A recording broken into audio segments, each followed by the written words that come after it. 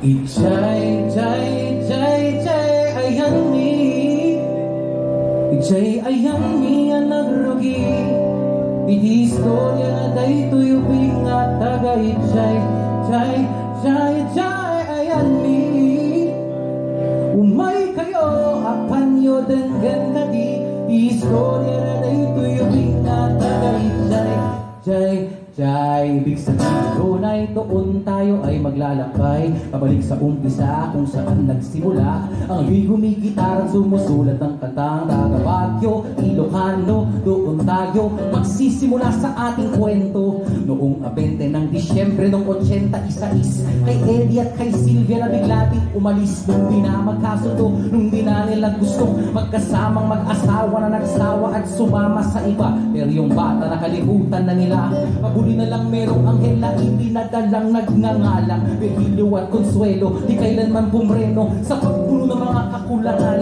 At naroon din si Jong, si Jinzy at si Jan. Nawalan ako ng daliri pero ito'y napalitan ng isang buong kamay na nagbigay kulay sa buhay. Isang mahabang tulay na umalalay at umagapay. Ma'am, sir, ma'am, o makinig lang. Simula pa lang ito ng kwento ng bata na taga.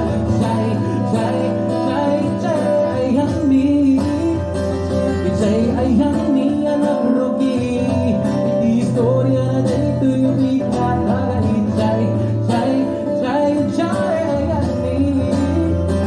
Umay kayo, apan nyo denggan kadi. Iti istorya na day tuyubig at taga. Jay, jay, jay, may pentel-pen na hawak sa kamay. Si mama nagbigay, nakatungtong sa mesa sa kanilang opisina. Sabi niya, itong anak ko magaling kumanta. Doon nga naipunla at doon pala papunta. Ang puso kong hindi natatablan ng pagkalanta. Pagdating sa kalansing ng gitara, mga letra at melodiya, alam ko nang mula ng pagkabata na ito ang aking gagawin.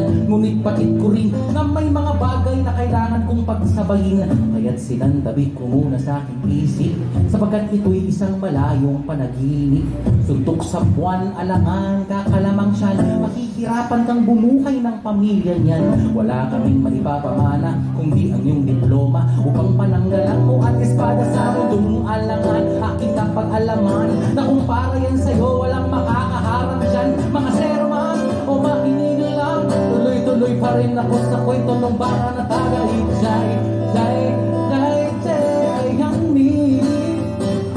Jay, ayan mi. Iti istorya na day tuyubig at taga. Jay, jay, jay, jay, ayan mi.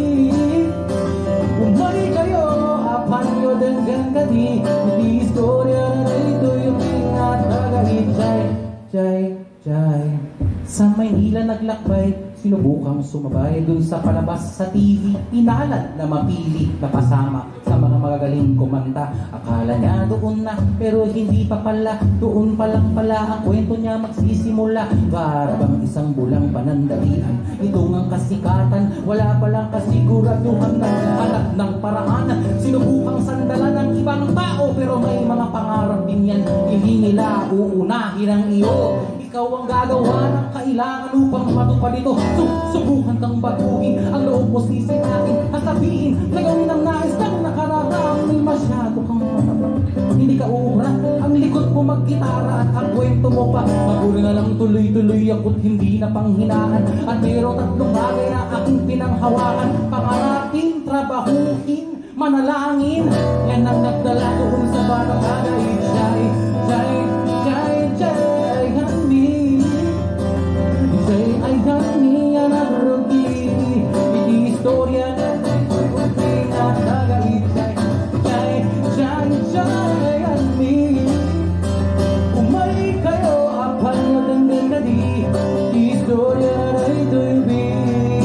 Ito ay testamento na pangarap ko'y posibleng ang magkakatotoo. Narinig nyo, ito po ang kwento. Ako po si Davey Langit at ako yung batang taga.